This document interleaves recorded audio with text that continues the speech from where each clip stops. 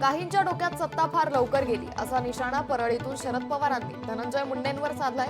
काही लोकांना संकटाच्या काळात मदत केली असंही वक्तव्य शरद पवारांनी केलंय।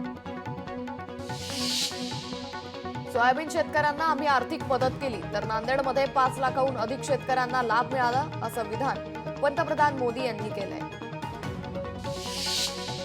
महाराष्ट्रात सगळ्यात जास्त क्राईम रेट कल्याणचा आहे। वाढत्या क्राईम रेटला सत्ताधारी आमदार जबाबदार असल्याचा आरोप ठाकरेंच्या शिवसेनेच्या नेत्या सुषमा अंधारेंनी केलाय। सत्ताधारी आमदारांनी एकच काम केलं, आपल्या मर्जीतील पोलीस रिक्षा काढून बसवले अशी टीकाही अंधारेंनी केली। संगमनेरमध्ये बाळासाहेब थोरात शरद पवारांच्या उमेदवाराच्या प्रचारात पाहायला मिळाले। उमेदवार अमित भांगरे यांच्या प्रचारासाठी बाळासाहेब थोरात यांनी रणशिंग फुंकले।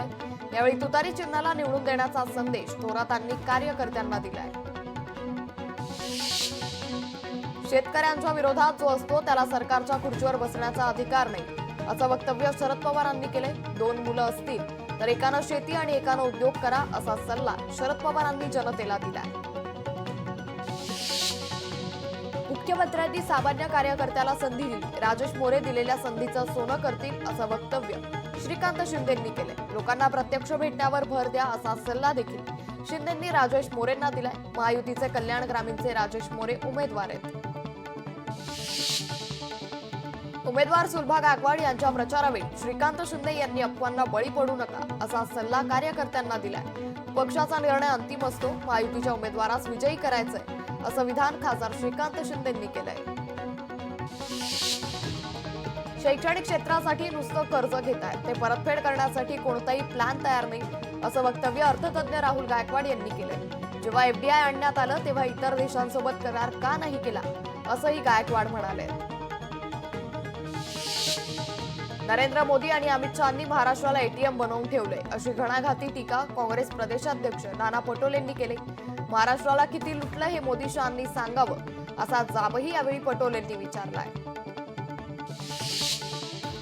महाविकास आघाडी सरकार आल्यावर महिला बचत गटांना 0% व्याजदरानं पैसे देणार असं आश्वासन लातूरच्या सभेतून खासदार सुप्रिया सुळे यांनी दिले।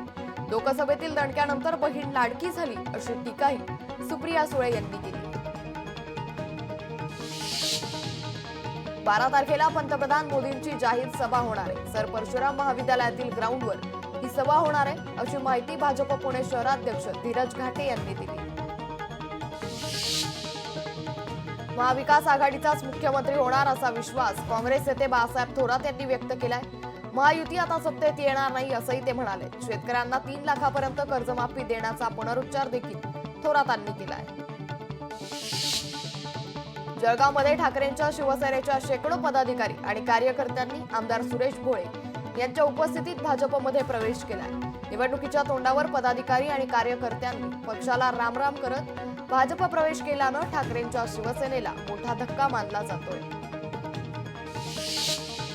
कंत्राटदाराकडून टक्केवारी घेतली नाही तर चांगले रस्ते होऊ शकतात। यवतमाळच्या सभेत राज ठाकरे यांनी असं वक्तव्य केलंय। मात्र येथील राजकर्त्यांच्या मेंदूत कमतरता आहे अशी टीकाही राज ठाकरेंनी केली।